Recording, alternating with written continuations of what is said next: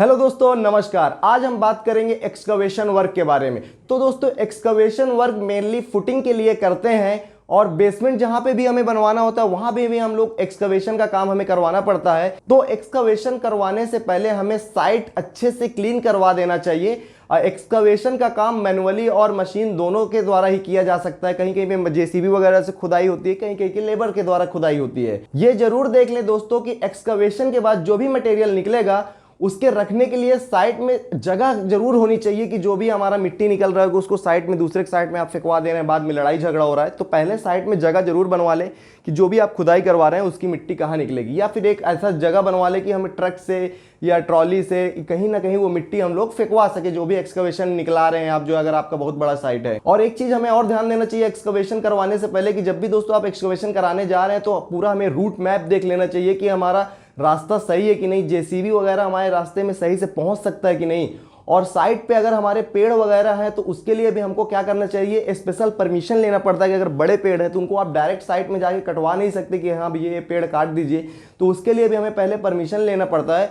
और वहाँ की सॉइल बियरिंग कैपेसिटी की रिपोर्ट भी हमारे पास होना चाहिए कि उसी के हिसाब से हमारा वहाँ फुटिंग आएगा। तो एक्सकवेशन के लिए हमें उसकी सॉइल बियरिंग कैपेसिटी जो होती है उसकी रिपोर्ट वगैरह भी हमारे पास होना चाहिए। अब हम लोग जो भी फुटिंग के लिए एक्सकवेशन करते हैं उसके लिए सबसे पहले हम सेंटर लाइन लेआउट की ड्राइंग देखकर भुर्जी बनवा देते हैं अपने साइट के चारों ओर और मार्किंग कर देते हैं चूने से कि कहां कहां हमारा एक्सकवेशन का पिट आएगा। और जितना गहरा हमें एक्सकवेशन कराना होता है हमें उसके लिए एक बेंचमार्क मानना पड़ता है। ये क्या हो सकता है, या तो आपका रोड होगा, मेन रोड, क्योंकि रोड से ऊपर नीचे घर बनता है, या लाइट का कोई पोल हो सकता है कि हाँ ये मान लीजिए हमारी रोड है, इससे हमें 5 फीट नीचे गहरा गड्ढा खोदना है, या इससे 5 फीट नीचे हमें अपना बेसमेंट बनवाना है, तो उसके लिए हमें एक्सकवेशन करवाना पड़ता है। तो इस हिसाब से हमको पहले एक बेंचमार्क लेना होता है दोस्तों, और बेंचमार्क लेने के बाद ही हम एक्सकवेशन का काम शुरू कराते हैं कि उसी बेंचमार्क के हिसाब से हमको 5 फीट, 10 फीट, 8 फीट जितना गड्ढा खोदना है, जितना गहरा भी उतना हम खोद सकें। अब हमें लेबर्स द्वारा या जेसीबी द्वारा एक्सकवेशन का काम शुरू कराना चाहिए और ध्यान रहे कि हमारी भुर्जी सेफ रहे। जो भी आपने साइड में पहले भुर्जी बनवाई है वो आपकी भुर्जी टूटे ना, कि बाई चांस आपकी भुर्जी टूट गई तो आपको फिर से दोबारा लेआउट करके उतनी हमको मेहनत करना पड़ेगा कि कहाँ का हमारा कॉलम की प्लेसिंग आएगी। बेसिकली जो हमारा लेआउट होता है प्रॉपर कॉलम की प्लेसिंग सही जगह पे हो, एज पर ड्राइंग होनी चाहिए। तो इसके लिए ही हम लोग लेआउट करते हैं जो सेंटर लाइन लेआउट होता है। अगर भुर्जी आपकी दोस्तों टूट गई तो उसके बाद आपको बहुत सी दिक्कतों का सामना करना पड़ेगा और आपको बार फिर से आपको लेआउट करवाना ही पड़ेगा। और जो भी इंसान आपका एक्सकवेशन कर रहा है या लेबर्स कर रहे हैं, आपका कोई जेसीबी वाला है, तो उसे पहले से ही आप बता दें कि हमें इस रोड लेवल से 5 फीट या 6 फीट गड्ढा करना है या एक्सकवेशन करना है, तो उसी हिसाब से साइज हमें लेना होता है। दोस्तों, अगर आपके पास सेंटर लाइन लेआउट की ड्राइंग है तो उसमें एक फुटिंग का साइज होगा, तो उस फुटिंग के साइज से हमें 100 mm एक्स्ट्रा गड्ढा खुदवाना होता है और वो चारों ओर 100 mm एक्स्ट्रा हमको लेना पड़ता है जहां भी हम लोग फुटिंग का गड्ढा करवा रहे हैं। तो उस जो 100 mm हमारा एक्स्ट्रा होता है तो वहाँ हमारा जो फुटिंग के लिए शटरिंग बांधते हैं, नीचे वाला जो चौकोर शटरिंग होता है, तो वो हमारा शटरिंग पूरा उसके साइड में लगा होता है। तो इसके लिए हमें 100 mm एक्स्ट्रा छोड़ना पड़ता है। एक्सकवेशन कराते टाइम टेप डालकर ये जरूर चेक कर लें कि उसकी डेप्थ एज पर हमारी ड्राइंग दी गई है या नहीं दी गई है, या उसको और खुदवाना है तो आप उसको बोलें कि जो भी आपका जेसीबी वाला है या आपके लेबर्स आपके साइड में काम कर रहे हैं। ये जरूर हमें ध्यान देना चाहिए कि एक्सकवेशन पिट को चारों ओर मिट्टी के अच्छे से रैमिंग की गई हो। रैमिंग मतलब क्या होता है कि जब भी आप मिट्टी, जैसे आपने एक्सकवेशन एक पिट कर दिया तो उसके साइड में जो हमारी मिट्टी रहती है वो प्रॉपर क्लीन हो, कि पता चला आप वहाँ पे कास्टिंग का काम करवा रहे हैं और मिट्टी उसी से निकल के गिर रही है, उसमें आपके कास्टिंग वाले काम में आपके कंक्रीट के साथ मिट्टी मिल जा रही है, तो यहाँ से उसका जो है मिट्टी का और कंक्रीट मिल जाने से वो पूरा रेशियो है आपका मसाले का खराब हो जाएगा। और जो हमारा नीचे का बेस होता है जहाँ हमें पीसीसी का काम करना पड़ता है उसकी भी रैमिंग हमें करके एकदम उसको सॉलिड कर देना चाहिए कि वो एकदम वहाँ पे जब भी काम करवा रहे हैं तो प्रॉपर प्लेसिंग हो सके, अच्छे से पीसीसी हो सके। वो सॉलिड नहीं होगा, उबड़ खाबड़ होगा तो वो सही से वहाँ पे काम नहीं हो पाएगा। अगर आपकी साइड में मिट्टी बहुत ज़्यादा भुरभुरी है और आपका एक्सकवेशन पिट है वहाँ से साइड में मिट्टी गिर रही हो, तो आप एक चीज दोस्तों ध्यान दें कि वहां पे आप प्लाई बोर्ड वगैरह पहले लगवा दें। जब आपका फुटिंग तैयार हो जाए तो फिर वो प्लाई बोर्ड वगैरह हटा दें वहां से। और एक चीज हमें दोस्तों ध्यान देना पड़ता है, जैसे आपने अपनी साइट पे बहुत बड़े बड़े गड्ढे खुदवा दिए हैं तो हमको उसके लिए प्रॉपर बैरिकेटिंग करना पड़ता है। बैरिकेटिंग मतलब कि कोई वहां जानवर जाके ना गिर जाए, या रात बिरात में कोई शराब पी के जा रहा है तो वो भी वहां ना गिर जाए। तो उसके लिए हमें प्रॉपर गड्ढे के आसपास बैरिकेटिंग करा देना चाहिए कि हाँ यहाँ एक्सकवेशन का काम हुआ है, तो वहां जाके कोई चोट ना खाए, इसलिए आपको बैरिकेटिंग कराना भी बहुत जरूरी होता है। और दोस्तों, एक्सकवेशन के बारे में और अच्छे से समझने के लिए चलिए एक छोटा सा साइट का वीडियो भी देखते हैं। एक्सकवेशन मतलब खुदाई। साइट में जब आप नींव के लिए आप जो है जब आपका नींव बनता है, आप उसको बोल सकते हैं फुटिंग, या आप कॉलम नीचे से प्लेस करते ऊपर तक चले आते हैं, तो उसके लिए हमको क्या करना पड़ता है, नींव डालने के लिए खुदाई करना पड़ता है।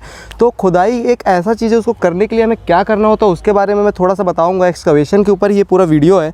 तो सबसे पहले दोस्तों हमें देखना पड़ता है कि हमारे पास एक ड्राइंग होती है, सेंटर लाइन लेआउट प्लान की ड्राइंग होती है, और उसी ड्राइंग के आधार पे हमको मार्किंग करना होता है प्लॉट की, और उसके हिसाब से हमको पूरा लेआउट करना होता है। लेआउट करने के बाद हम लोग क्या करते हैं दोस्तों, यहाँ पे एक भुर्जी जैसे आप देख रहे हैं, यहाँ पे 4 ईंटें रखते हैं चारों तरफ, इसी टाइप की भुर्जी बनवाते हैं। अब भुर्जी बनवाने के लिए यहाँ चारों तरफ ईंटें रख के बनवाएंगे तो वो फिक्स रहेगी, लेकिन बाई चांस आप इसको भुर्जी बना देंगे, अभी मान लीजिए कोई शराब पी के यहाँ साइड पे आ गया और इसको उठा के चला गया, तो आपका लेआउट बिगड़ सकता है। लेकिन ज़्यादातर साइट्स जो बड़ी साइट्स होती हैं वहाँ पे भुर्जी हमेशा ईंटें की बनवा दी जाती है। तो लेआउट प्लान के बाद हमें क्या करना पड़ता है, भुर्जी बनवाना पड़ता है, और भुर्जी जिस हिसाब से हम लोग बनवाते हैं साइड पे, उसी हिसाब से हमारा फिर लेआउट होता है, और हम लोग मार्किंग कर देते हैं कहाँ हमारी फुटिंग आ रही है। तो यहाँ पे आपने देखा है कि जहाँ जहाँ ये कॉलम आए हैं यहाँ पे फुटिंग है, तो ये हर जगह पे यहाँ पे मार्किंग की गई है। उसके बाद हमने एक्सकवेशन का काम शुरू किया। तो ये जानते हैं हम अपने जो है ठेकेदार साहब से यहाँ पे कि उन्होंने कैसे इसका एक्सकवेशन का काम करवाया, क्या क्या काम हुआ शुरू से लेके। पहले तो इन्होंने साइट 2 क्लीन कराया हो गया, फिर उसके बाद ही एक्सकवेशन का काम शुरू किए होंगे। तो सर आप बता दीजिए हमको जैसे भी हुआ है। इसको पहले मिट्टी निकाले पूरा बाहर, पूरा मिट्टी आप निकलाए यहाँ की बाहर निकाले, उसके बाद नीचे डस्ट डाले हैं। नीचे डस्ट डालने के बाद में उसका लेवल आपके लगभग कितना फुट इसको लिए हैं, आपका रेफरेंस पॉइंट कहा था, मतलब किसके आधार पे? हम लोग ये इस जमीन से ना 8 फीट नीचे गए थे। अच्छा, ये मेन रोड से 8 फीट आपने नीचे यहाँ पे गड्ढा खोदा पूरा फुटिंग के लिए, फुटिंग के बड़ा लिए, फुटिंग के लिए, बड़ा फुटिंग के लिए। हाँ, ये वाला तो अभी 5 फीट नीचे। अच्छा अच्छा, 6 फीट 5 फीट, हाँ है ना।